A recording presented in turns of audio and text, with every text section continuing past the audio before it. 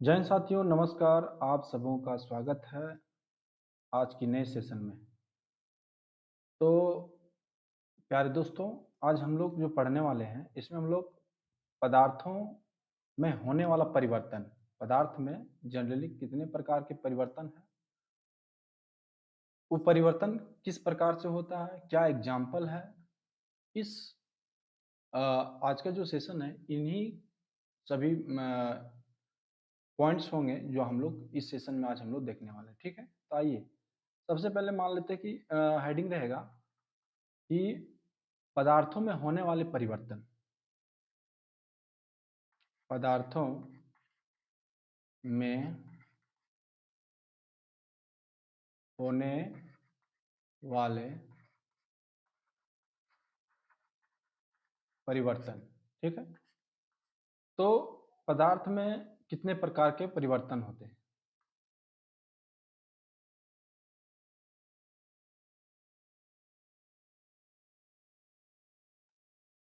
ये पदार्थ में होने वाले परिवर्तन है। इसको हम दो परिवर्तन देखते हैं। पहला, अगर एक बात के करें, पदार्थ में जनरली दो प्रकार की परिवर्तन होता है। पदार्थों में दो प्रकार का परिवर्तन होता है। ठीक है ना। पहला अगर हम बात करें ए नंबर, तो ए नंबर पहला हो गया भौतिक परिवर्तन। क्या चीज? भौतिक भौतिक परिवर्तन, जिसको हम लोग इंग्लिश में कहेंगे फिजिकल चेंज।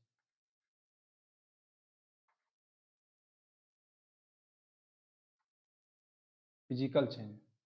और बी नंबर में, बी नंबर है केमिकल, माने रसायन, रासायनिक परिवर्तन। रासायनिक परिवर्तन, इसको हम लोग क्या कहेंगे? Chemical change. ठीक है ना। ये तो पदार्थों में होने वाले परिवर्तन, पदार्थ में दो प्रकार के परिवर्तन होता है। पहला भौतिक परिवर्तन और रासायनिक परिवर्तन। अच्छा, भौतिक परिवर्तन क्या है और इसके एग्जाम्पल क्या है? तो आइए नेक्स्ट दूसरा स्लाइड लेता हूं। बात करूं कि ए नंबर भौतिक परिवर्तन क्या है ना। तो इसके हम थी पहले इसका डिफिनेशन देख लेते हैं। जैसे भौतिक परिवर्तन, यह एक यह एक अस्थाई, क्या चीज? अस्थाई परिवर्तन है। यह क्या है? यह अस्थाई, अस्थाई मतलब, अस्थाई मतलब जो एक बार परिवर्तन हो जाए तो वो पुनः उसी अवस्था में नहीं आएगा, लेकिन यह अस्थाई है। अगर यह कोई पदार्थ से परिवर्तन होकर नए पदार्थ अगर बन भी जाता है तो फिर उसी अवस्था में आ सकता है, इसलिए इसको अस्थाई परिवर्तन कहते हैं। ठीक है। इस परिवर्तन में क्या चीज? इस परिवर्तन में, इस परिवर्तन में कोई भी, इस परिवर्तन में कोई भी पदार्थ, कोई भी पदार्थ परिवर्तन होने के बाद, मतलब परिवर्तन होने के बाद पुनः उसी अवस्था में, पुनः अपनी पूर्व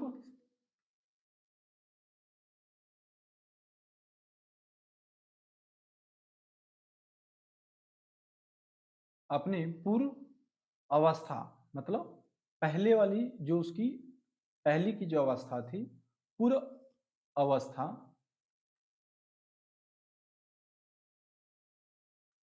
पूर्व अवस्था में आ जाता है।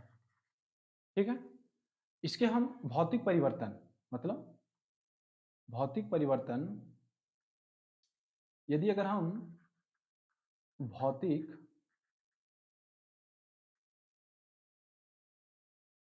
भौतिक परिवर्तन के उदाहरण की बात करें,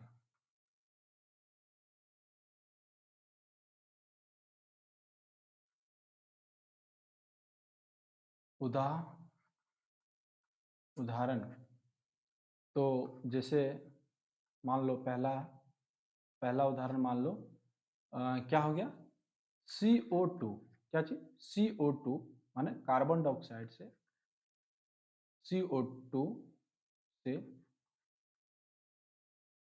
सूखी बर्फ बनना, सूखी बर्फ बनना। फिर अगर हम कहें पानी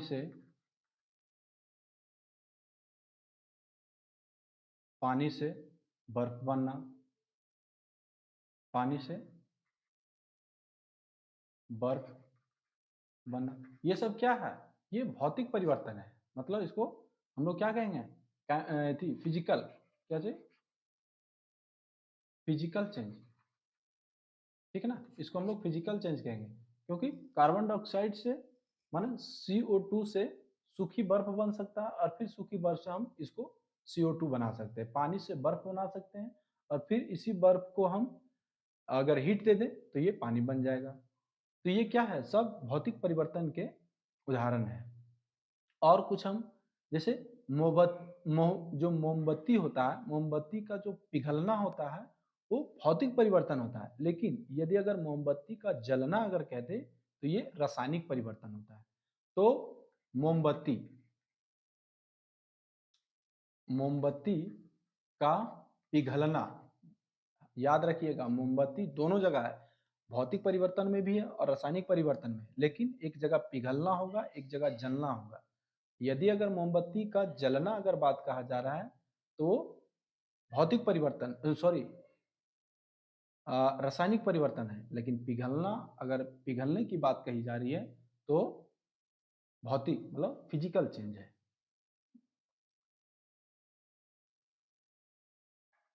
पिघलना। और यदि अगर हम बात करें एग्जाम्पल में, चीनी है या नमक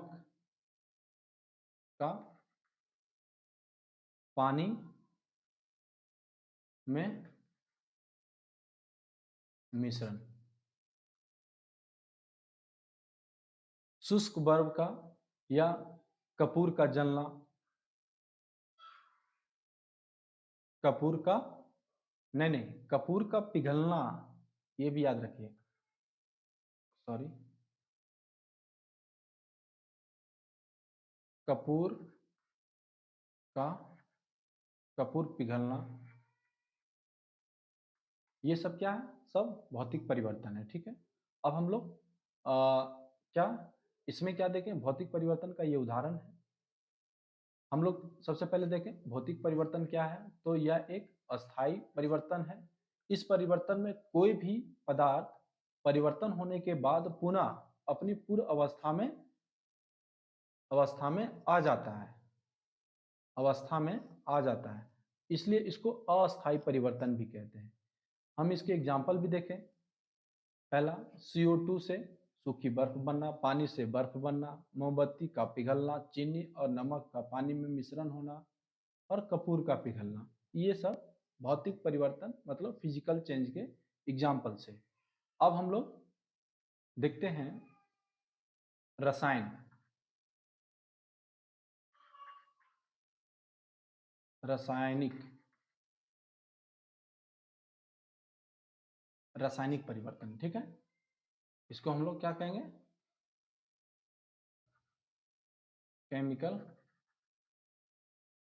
केमिकल चेंज, क्या कहेंगे इसको, केमिकल चेंज कहेंगे।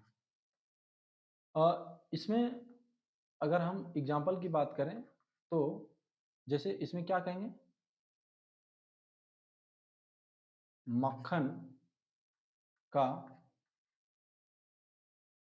खट्टा होना।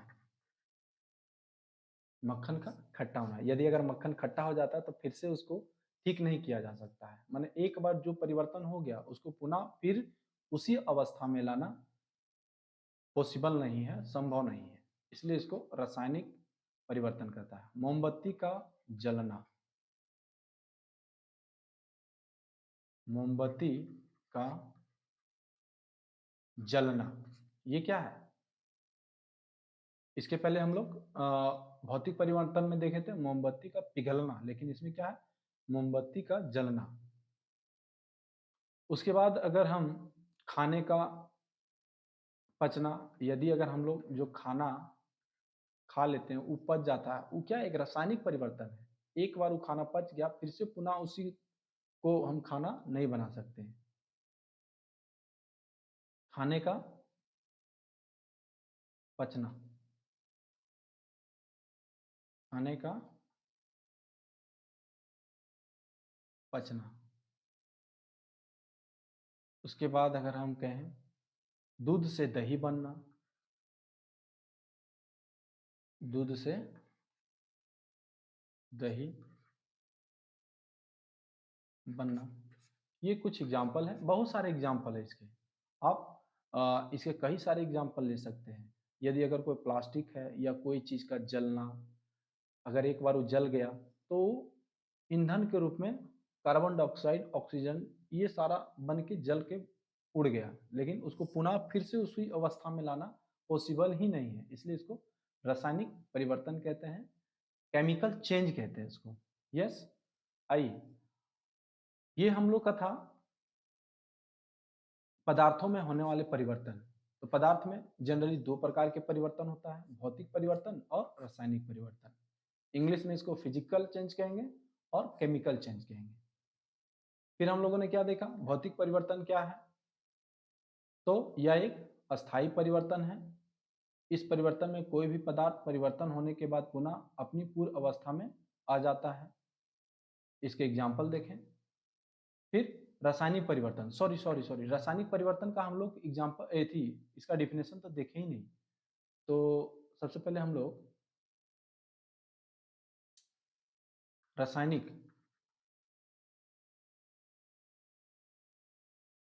रासायनिक परिवर्तन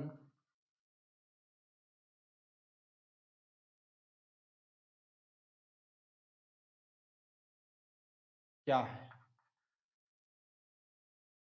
रासायनिक परिवर्तन क्या है? रासायनिक परिवर्तन क्या है? तो यह एक अस्थाई, मतलब उसमें अस्थाई था, इसमें यह अस्थाई परिवर्तन है। क्या चीज? अस्थाई परिवर्तन है, या क्या है? अस्थाई परिवर्तन है। इस परिवर्तन में, इस परिवर्तन में कोई भी, इस परिवर्तन में कोई भी पदार्थ परिवर्तन, कोई भी पदार्थ परिवर्तन होने के बाद, परिवर्तन होने के बाद पुनः अपनी पूर्व अवस्था में नहीं आती है। ये इसका डिफिनेशन है। इसका क्या है कि यह एक अस्थाई परिवर्तन है। इसमें क्या होता है कि कोई पदार्थ अगर नए पदार्थ के रूप में परिवर्तन हो जाए तो पुनः उस अवस्था में नहीं आता है। माने पूर्व जो अवस्था उसकी पहले थी, मान लो कोई दही था, मान लो या कोई दूध था, तो उसको अगर हम परिवर्तन करके अगर हम दही बना दें तो एक रासायनिक परिवर्तन हो गया, फिर से उस दही को हम दूध नहीं बना सकते। तो ये रासायनिक परिवर्तन था। और इसके एग्जाम्पल ये था, मक्खन का खट्टा होना, मोमबत्ती का जलना, खाने का पचना, दूध से दही बनना, ये सारे एग्जाम्पल। इसके पहले क्या हुआ कि हम लोग रासायनिक परिवर्तन के डिफिनेशन छोड़कर पहले एग्जाम्पल ही समझ लिए थे, इसमें एग्जाम्पल पहले हो गया था, लेकिन बाद में हम लोग डिफिनेशन फिर एग्जाम्पल एक बार फिर से देख लीजिए कि मक्खन का खट्टा होना, मोमबत्ती का जलना, खाने का पचना, दूध से दही बनना, ये सब केमिकल चेंज, रासायनिक परिवर्तन के एग्जाम्पल्स हैं। ठीक है, अब हम लोग कुछ हम लोग देखेंगे लोहे पर जंग लगना। क्या चीज? लोहे पर जंग लगना। हेडिंग डालिए, लोहे पर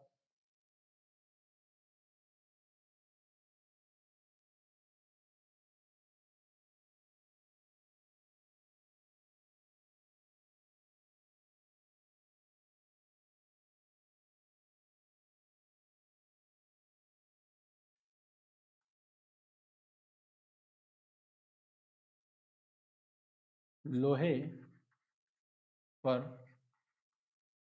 जंग लगना। ठीक है, लोहे पर जंग लगना,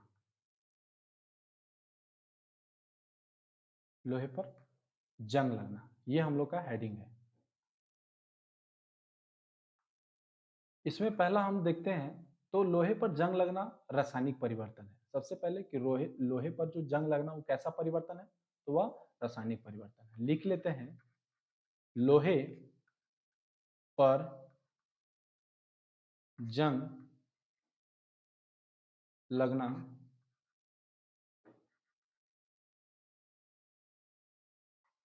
रासायनिक परिवर्तन। क्या है? यह रासायनिक परिवर्तन है। फिर है लोहे पर जंग ऑक्सीजन और नमी की उपस्थिति में लगता है। लोहे पर जंग क्यों लगता है? तो लोहे पर लोहे पर जंग ऑक्सीजन, लोहे पर जंग ऑक्सीजन और नमी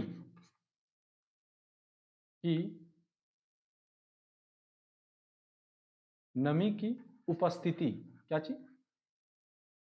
नमी की उपस्थिति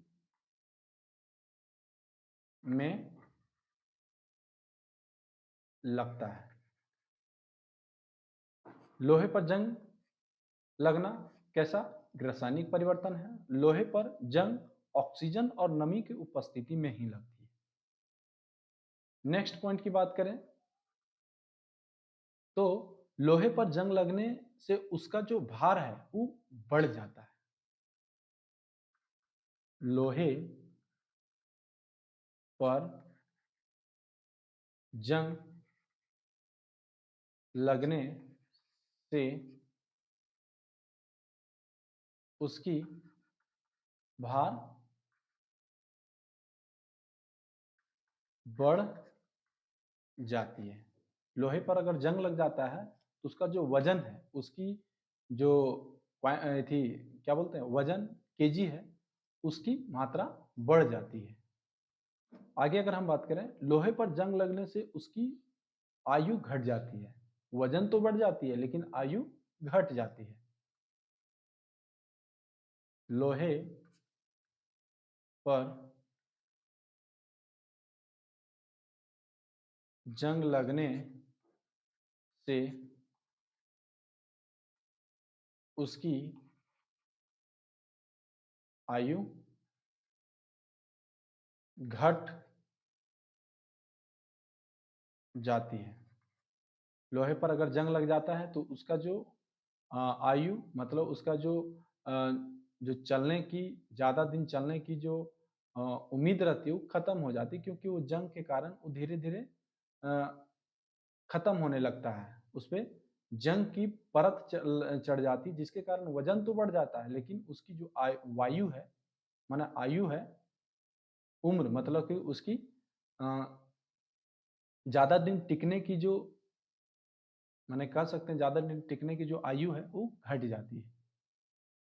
लोहे को जंग से बचाने के लिए जस्ते का लेप चढ़ाया जाता है, समझा।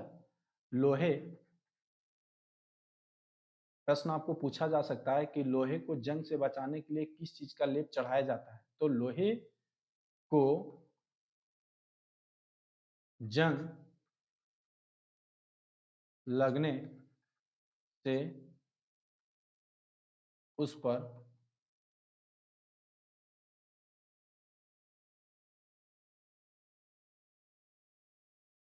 पर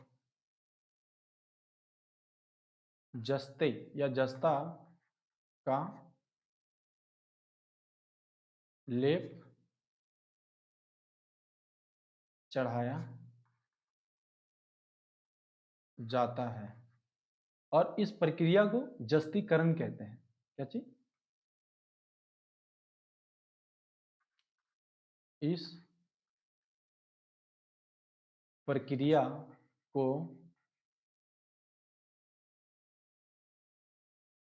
जस्तीकरण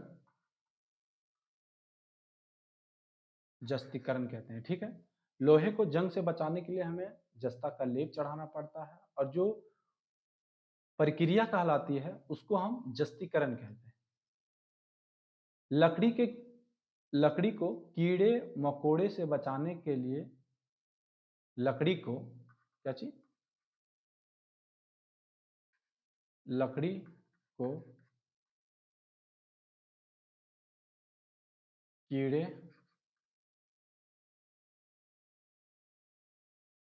मकोड़ों से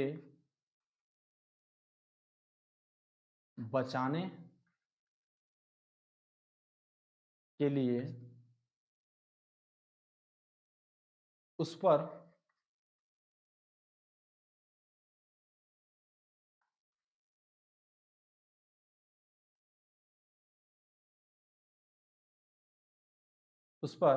क्या, ZnCl2, इसको क्या बोलते हैं? Zinc chloride. क्या बोलते हैं इसको? लिख लो, ब्रैकेट में लिख लो, जिंक जिंक फ्लोराइड। क्या चीज? Zinc fluoride. जिंक फ्लोराइड क्या बोलते हैं इसको? Sorry, zinc chloride. Zinc chloride.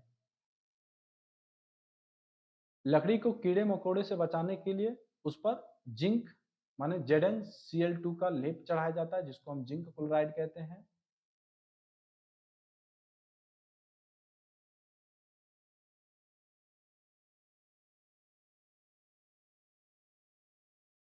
लेप लगाया जाता है। और एक और प्रश्न देखने को मिलता है, जस्ते, क्या चीज? जस्ते की कमी से जस्ते की कमी से धान में एक रोग होता है, जिसको हम लोग बोलते हैं खैरा रोग। क्या चीज? खैरा रोग। क्या कहा जाता है उसे? खैरा रोग होती है। जस्ते की कमी से धान में कौन सा रोग होता है? तो खैरा रोग। तो आज हम लोग इस जो यह जो सेशन था, इसमें हम लोग पदार्थों में होने वाले परिवर्तन, लोहे पर जंग लगना, इन तमाम चीजों को देखें। जो यह क्लास था ये बहुत ही महत्वपूर्ण है। तो हम लोग नेक्स्ट फिर नई सेशन में मिलते हैं कुछ नई चीजों के साथ। जय हिंद, जय भारत।